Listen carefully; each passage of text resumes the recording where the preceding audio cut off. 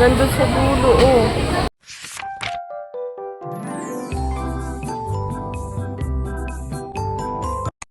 Hi! Happy Valentine's Day to all, to everyone! Char! Mag-alas 9 na rin siguro ng gabi neto. Gusto ko sana magpunta kami sa may SM ba yun or KCC Mall. Kaya lang medyo malayo na kasi dito yun sa amin.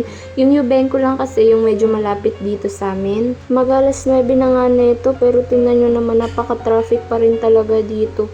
Magde-date nga lang din kami ng aking Junakis kasi wala naman masyadong ganap. Kayo ba? Kumusta ang inyong Valentine's Day? Sana all may flower. Nakarating na nga rin pala kami dito ng anak ko sa Medyo Bebe. Kakain lang siguro to siya ng fries or sundae kasi ayaw niya naman kumain ng spag or chicken. Uy, ewan ko ba dito sa anak ko? Kaarte-arte. Uy, pagpasok nga namin ng anak ko dito, medyo maraming tao nga ngayon kasi Valentine's Day din kasi tapos dinner time na rin. So, medyo maraming tao talaga ngayon. Tapos, pumili na nga rin muna tayo dito kasi dito tayo mag-order ng ating kakainin and then after nun, pupunta na tayo dito sa may counter. Dito tayo magbabayad. Medyo natagalan nga kami talaga sa waiting time kasi 30 minutes pa daw bago maluto yung manok kasi naubusan na sila ng manok so niluluto pa yung iba. Ang dami rin kasi mga nagbili ngayon or nagkain dito sa Jollibee tapos diba may mga food panda pa so naubusan talaga sila ng luto. Nagluluto pa sila, gano'n. Yung katabing table nga namin, naiinis na kasi ang tagal-tagal daw, tapos nagugutom na daw yung mga Junakis nila.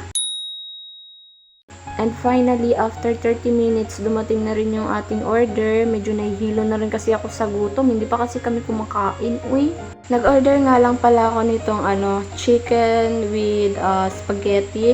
Tapos yung solo spaghetti. Nag-mix and match din ako dyan. Kasi yung anak ko, ayaw niya naman kumain ng kanin or manok. Uy, tapos ayaw rin niya kumain ng spaghetti.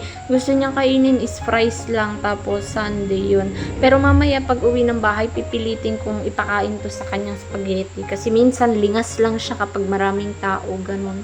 Nag-try nga rin pala ako ng mix and match dito na nuggets. May nuggets kasi. Matagal na siguro to. Pero ngayon ko lang kasi nakita. Nag-order na rin ako nito. Tapos, meron siya yung parang nasa cup, diba? Meron dun yung parang sausawan ng nuggets. Akala ko una, chocolate yun. Katanga-tanga ng abab.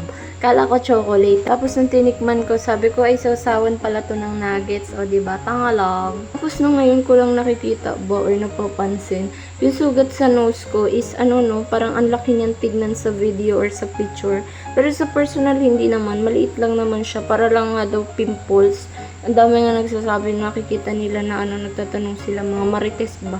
Dito ba? Charot.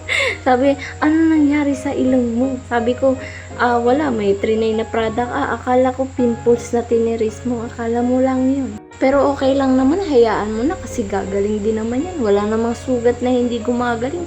Medyo matatagalan lang talaga, pero gagaling at gagaling pa rin naman. O, diba, ganon.